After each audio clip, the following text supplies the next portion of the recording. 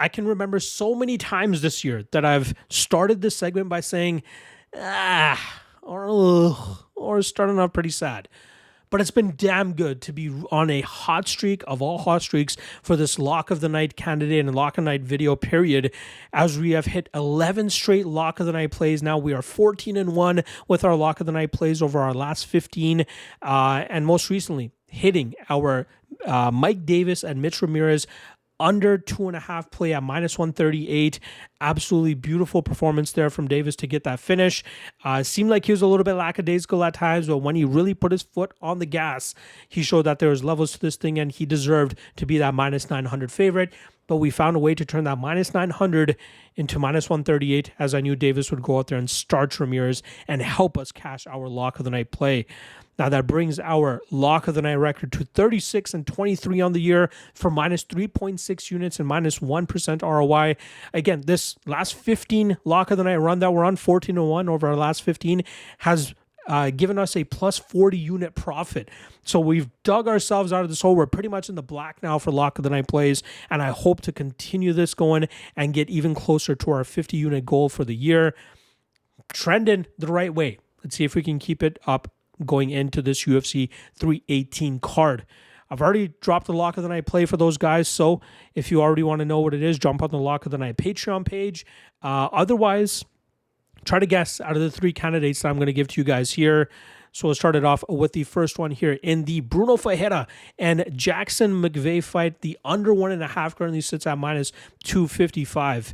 Now, 10 of the 13 knockout or victories for Bruno Ferreira have come in the first round, and I believe those other 3, at least 2 of them, came in the second round, and they also came under that 1.5 round mark. I expect the physicality, power, and just veteran skill of Ferreira to be too much for the debuting Jackson McVeigh, and I think that Ferreira gets this done within 3 or 4 minutes, either knocking McVeigh out on the feet or slamming him to the ground, advancing to a dominant position and locking up either a submission or a TKO finish. I think this looks damn easy for Bruno Ferreira, and I would consider it at this type of chalk as a potential Lock of the Night play. The second Lock of the Night play is going to be Vinicius Lockdog Oliveira, who's going up against Kyler Phillips, who's looking to avoid a second straight loss. But I think that we're going to see Oliveira cruise to another victory here and continue to add to his own winning streak. I think his takedown defense is good enough to go with anything that Phillips tries to throw at him there. Apologies, stumbled over my words there for a second. But I think Oliveira wears him down. We know Phillips has a horrible gas tank issue, and Oliveira will push a pace and pressure that Phillips will not be able to keep up with. We saw what he was able to do against a much more dangerous striker and just dangerous opponent overall in Said Nurmagomedov, doing something that nobody has ever done to Nurmagomedov. I expect Oliveira to do the same to Kyler Phillips here. After a somewhat competitive first round, Oliveira will take over in the second and third rounds and finish him in the third round and potentially cash for us as a Lock of the Night candidate. The third and final Lock of the Night candidate is going to be Dan Ige, coming in at -200 as he goes up against Patricio Pitbull. Now, Pitbull is a guy that I've often looked to fade because of his low volume approach.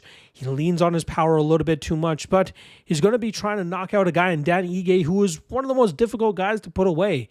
Ige also will have a volume and output advantage, and I think he can really put the pace and pressure here on Patricio, causing Patricio to have to fight from behind in the second and third rounds, but I think that's going to cause him to make a lot of mistakes, and that will allow Ige to continuously land big shots, land more volume, land more output, and I think once this fight reaches the scorecards, it's going to be obvious that Ige deserves his hand raised and will potentially cast for us as a Lock of the Night candidate.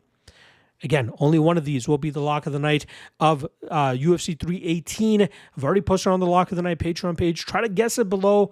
Otherwise, check out the Lock of the Night Patreon page and you can find it there. There you guys go. Top 3 Lock of the Night candidates for UFC 318. I'll be back tomorrow for Chalk or Not, helping you guys navigate the chalk on the card and whether you should parlay it, play it straight, or avoid it altogether. We'll see what we have for you guys. See you guys tomorrow. Peace.